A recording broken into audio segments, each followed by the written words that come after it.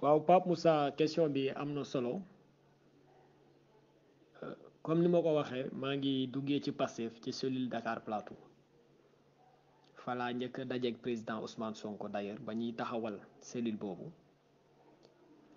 ginnaaw gi laa yëg ne parti bi moo ngi soppi ay texam ma jokkoog sama grand frère Birame Souleye Diop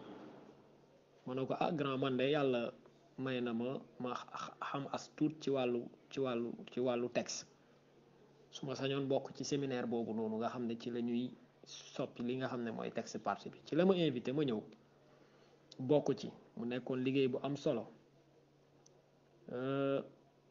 donc mën naa wax ne noonu laa commencé liggéey ak ñi nga xam ne ñoom ñoo ŋànk copine bi loolu c'était en décembre liggéey bi dem ba janvier liggéey bu yàggoon la sax ku ne décembre 2016 ne janvier 2017 donc 2017 boobu ci la ñu njëkk a dem élection ci la Pastef njëkk a participer ci élection muy élection wu 2017 yi ba jamono jooju nag am na ku nekkoon ci élection yi benn professeur d'université la sax du ma tudd tur bi mais ginnaaw moom am na keneen ku fa nekkoon ku nga xam ne moom moo ko fa remplacer donc bi ñëwee ba ci élection législative yi mën naa wax ne instant boobu sama taxawaay desoon na bu baax a baax ci lu jëm ci wàllu élection mais ba ñu taxawalee ba élection législative yi jubsee te waxtaan yooyu ñu doon waxtaan pour xool naka la ñuy tëralee ban tëralin la ñuy am ba mën a dem ci élection yi ci kenn condition yi ci condition yi gën maa ngi woon ci waxtaan yooyu taxawaloon nañ jamono joobu ab commission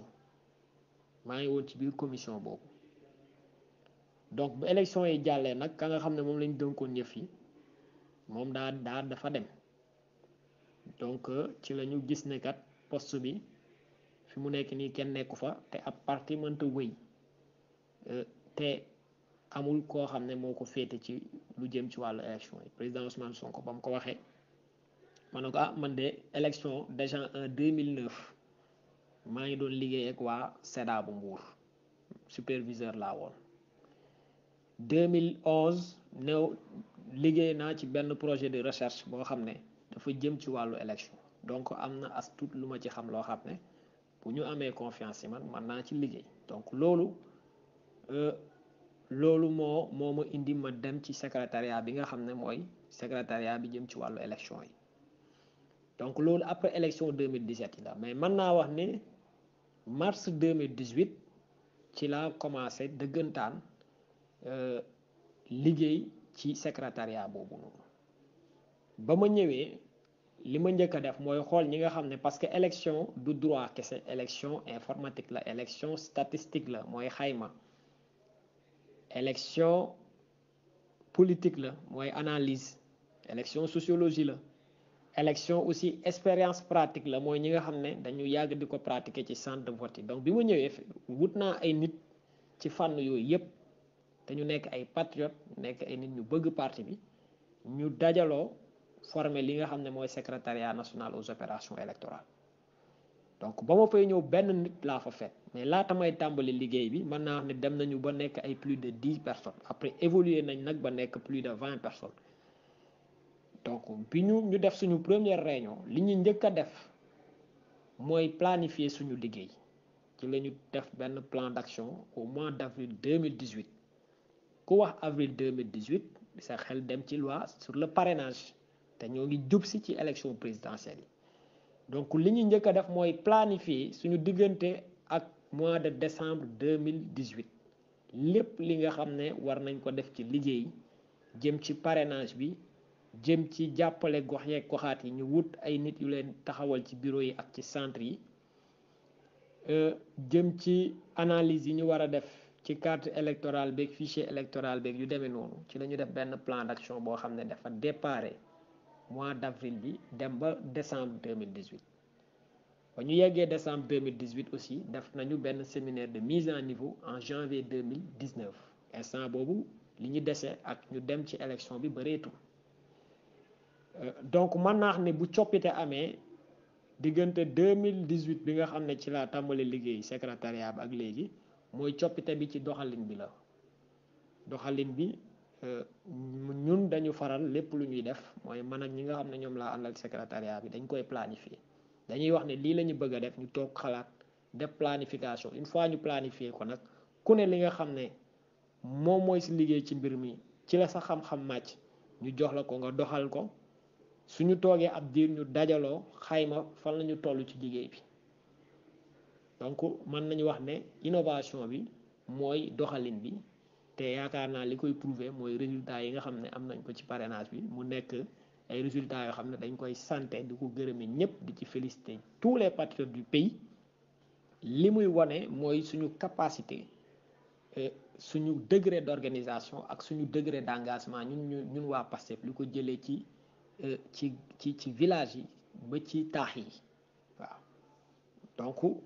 loolu li muy tekki aussi mooy bu ñu bëggee ay résultats fokk ñu gën a organiser wu xam naa incha allah dinañ ci ñëwaat ci audio yi di ñëw. waaw jërëjëf Pape Moussa waa élection yi nga xam ne moom la ñu génn muy élection présidentielle lu 24 février 2019 waaye gëstukat yu bëri bokk nañu d'accord ci ne bokk na ci élection yi gën a doy waar yi nga xam ne Sénégal mos na ko organiser. li ko gën a indi nag mooy parrainage bi nga xam ne dugal nañ ko ci te tàgguwuñu te jëluñu xalaatu opposition bi parce que parrainage kenn contre ko parrainage lu yàgg la ci système électoral bu Sénégal depuis 92 parrainage am na ci élection bu Sénégal mais parrainage bi jamono yooyu ñi nga xam ne ñoom la ñu ko doon ngàll mooy ñi nga xam ne amuñu parti politique dañoo jóge fële rek soit parce que dañu siiw wala dañu am xaalis ñu ne dañuy bokk ci élection ñu ne kat loolu wóorul kon nañu taxawal système boo xam ne ñooñu balaa ñu leen di nangul ñuy bokk dinañu xam ñan ñoo nekk seen ginnaaw loolu moom moo indi parrainage ca njëlbeen ba en 2016 nag gouvernement bu Sénégal ñoom ñoo décidé ginnaaw dialogue ba amoon ca 2016 te opposition bañoon ñoom ñoo forcé dugal li nga xam ne mooy parrainage bi pour élection présidentielle ñu dugal ko nag dugalin boo xam ne parrainage bi dafa topp élection bi dafa topp wattaayu élection yi ba moment bi nga xam ne ci la conseil constitutionnel di àddu ci ne ñan ñooy bokk ci élection bi donc moment bi ñuy def parrainage bi yépp kenn mënula wax jamono jooju ne yow sa candidat dina bokk ci compétition bi dina bokk ci élection bi wala déet loolu li muy indi mooy yow la ngay dem yaa ngi ciy dem mais li la ci wóor li la ci leer daa bariwul donc loolu dafay am njeexintal ci farlu bi nga xam ne waroon nga koo farlu ci li ngay def parce que yaa ngi def mais yow li ngay xel ñaar moo ëpp li nga xam ne moo la wóor ci mbir mi ñu demeek loolu nag jublu ci élection yi mu nekk aussi ay élection yoo xam ne mooy suñuy première élection présidentielle li may wax nii lu am solo la moo tax dama koy def ay audio yu gàtt ñëpp man koo déggin boo xam ne moom moo mucc ay donc mu nekk suñu première élection présidentielle yàlla def ñu ñëw dajeeg li nga xam ne mooy parrainage bi ak li mu ëmb yëpp donc mu nekkoon ay élection yu jafe-jafe te xam naa yéen ñooñu féete Touba Saliou Wade ku ko laaj dina la wax li mu daj ci coono ak ña fa nekkoon di liggéey ak moom ñu ciy profité di leen jaajëfal bu baax a baax ci liggéey bi mais élection yu jafe-jafe la woon rawatina ci parti boo xam ne muy parti Pastef te nga xam ne ñi ci gën a taxaw ñi ciy gën a farlu ñi ci ëpp mësuñu am yenn ndombol tànk yi ci politique mësuñu organiser élection mësuñu bokk ci élection donc mu doon loo xam ne bànqaasu parti bi yépp yi nekk ci gox yeeg goxaat yi dañu ko bokk mu doon jafe-jafe boo xam ne ñun ñëpp ko bokkoon Touba am nañu jafe-jafe boobu mooy problème expérience waa Thiès am nañ ko waa Bignona am nañ ko waa Saint-Louis ñëpp ko amoon waaw loolu nag boo ko comparé ak yeneen parti yi day doon loo xam ne ñun dafa am lu muy def ci ñun dafay am lu muy def ci ñun parce que tamit nit ki li nga tàmm di ko def bokkul ak li nga xam ne tàmmoo di ko def te boo ko sikkee ki ko tàmm di ko def rek dina ci am foo xam ne moom dala fay jiitu waaw mais malgré tout aussi li ñu am ci résultat ci élection yi ñoo ngi ciy sant bu baax a baax a baax. waaw Pape damay continuer rek ci question boobu balaa ñuy dem ci beneen globalement mën nañu wax ne ci ñaari fànn yi lañu am ay jafe-jafe ci élection présidentielle yi ñu jóge bi ci njëkk mooy moyens yi demewul woon noonu ñun ñooy coalition bi nga xam ne moo gën a néewle li mu jëfandikoo ci wàllu logistique ci wàllu xaalis ci élection yi ñu génn mais terewul yàlla def na doonte fichier bi nga xam ne moom la ñu demee élection fichier bi baaxul fichier bi bu baaxoon li ñu am Touba peut-être dañu ko doon doubler wala ñu tripler ko fichier bi bu baaxoon li ñu am Thiès dañ ko doon doubler wala ñu tripler ko doonte fichier bi baaxul doonte amuñu ay moyens doonte suñu personnel électoral ak yenn responsable ñu bëri amuñu expérience yàlla defal nañu quand même ñu génn ci ak résultat boo xam ne jàpp naa ne baax na ak rang boo xam ne jàpp naa ne baax na doonte nag fichier bi baaxul doonte aussi moyen demewul noonu doonte expérience bi demewul noonu mais mën naa wax ne ci ñaari fànn la mooy fànn moyens yi mooy fànnu formation bi day fekki moyens yi parce que pour nga former ay nit foog nga dem fekki leen fa ñu nekk pour nga fekki leen foog am noo demee ci ñoom foog am lu la fa yóbbu loolu aussi da ngay gis ne mbirum moyen bi day ñëwaat beneen bi mooy li nga xam ne loolu jógewul ci ñun mais ci nguur gi la jóge mooy stratégie pexe yi nga xam ne nguur gi lal na ko pour fi nga xam ne jàpp nañ nit ñi duñ ko fa boteel mu fexe ba yàq fichier bi foofu xeetu yàqin boo xam ne dina ko wóor ne même bu ko waa gox ba wotelul fexe na ba lim bay wote foofu duñu bëri te loolu la def Touba fexe na ba su ma fàttewul chiffres yi ñu trouvé woon parce que ñun ba ñu jotee fichier électoral bi dañ ko audité ak suñu informaticien wu coalition audité fichier électoral nag du lenn lu dul nga chargé fichier électoral bi ci ordinateur nga laaj ko am ay requêtes yoo def di ko laaj par exemple mën nga laaj fichier bi ne ko ñaata bureau de vote ñoom ñoo am lu ëpp juróomi téeméeri électeur mu génne lépp na la nii yii bureau de vote nii la toll ak fii ak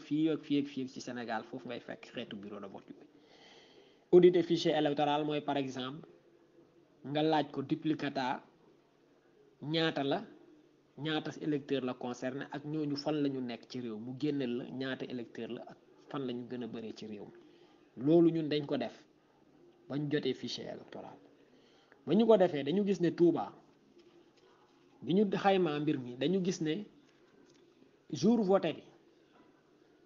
25% électorat Touba duñu voté ak lu ñu bëgg voté ñoom duñu dem voté ji donc dañuy gis ne 25% yooyu lu mu dee président Ousmane Sonko am na ci peut-être 10% wala mu am ci 5% wala mu am ci 20%. donc xeetu càcc googu moom la nguur gi dugal ci mbir mi jaare ko ci supprimer ay centre de vote yoo xam ne fa la nit ñi tàmmoon doon voté jaare ci defal ñenn ñi ay duplicata te yëgalu leen ko ñooñu dem ca centre ya ñu doon voté ñu ne leen centre bi existeetul wala ñu dem di voté ñu ne leen seen tour nekku fi parce que dañoo def fekk yor nañu ay duplicata mais kenn waxu leen yor nañu ay duplicata donc loolu bokk na ci li nga xam ne day expliquer suñuy résultat Touba mais du dañoo amul programme bu baax mais du suñu candidat dafa siwul mais tekkiwul ne dañoo amul ay nit ñu am pas-pas ñu fa taxawal non am nañu ay nit ñu am pas-pas ay nit ñu engagé ay nit ñu joxe seen bopp ba jeex donte moyens yi ñu amoon néew na mais dañoo taxaw processus bi commencement bi ba fin waaye nguur gi doxal na xeetu doxalin goo xam ne ci fichier électoral bi Touba ak nu effort yi bëree woon ak nu pas-pas bi toll woon tamit am fa yenn résultats yi dafa doon lu jafe moo tax ñu leen di jaajëfal bu baax mais lii doon loo xam ne aussi waruñu yem rek ci xam ko mais dañ koo war a xam après ñu toog xalaat ci ay pexe pour ëllëg ci biir lu mel ni buy waaj a ñëw wala bu amee ñu xool naka lañ ciy génne mooy xalaat bi nga xam ne moom laa leen di proposer incha allah maa ngi ciy ñëwaat ci beneen audio. waaw Pape Moussa ma jeexal ci tomb bi rek li ma wax mooy sama xalaat li ma gis depuis fii ma nekk fii nii ak liggéey bi nga xam ne def nañ ko ci fichier électoral bi ak aussi bi nga xam ne noonu lañ doon jokkalanteeg ñi nga xam ne ñooñu fa nekkal Touba di liggéey ci wàllu élection waaye aussi dañu jàpp ne ay nit bu ñu àndee di liggéey day baax yenn saay nga laaj leen ñoom aussi seen gis-gis ci mbir mi moo tax ba ñu génnee ci élection présidentielle ma waxtaan ak samay naataango yi nga xam ne ñoom laa sekkal secrétariat bi ma ne leen dañuy def ay questionnaire yónnee ko ci communes yi ak ci département yépp ku nekk ñu laaj la lan moo nekkoon sa jafe-jafe lan nga jàpp ne buñ ko defee dina tax mbir yi yomb ci yow ak aussi yi naka ngay wàccee élection yi di ñëw donc loolu def nañ ko yaakaar naa waa Touba jot nañ seen questionnaire tontu nañ ci ak ñeneeni communes yu Sénégal loolu bu ñëwee dinañ ko analyser dinañu permettre ñun li ñuy jàpp suñu gis-gis ñu boole koo gis-gisu ñi nga xam ne ñoo dund jëf yi parce que nee nañu li mu saf ki ko macc ko xam ñu xool nag naka la ñuy taxawale ab stratégie boo xam ne fi ñu jëm peut-être li nga xam ne amoon nañ ko ci ay jafe-jafe dinañ ko mën a fànq pour résultat yi nga xam ne am nañ ko ci élection présidentielle yi ñu mën koo ñoŋal ci gox bu mu mënti doon ci Sénégal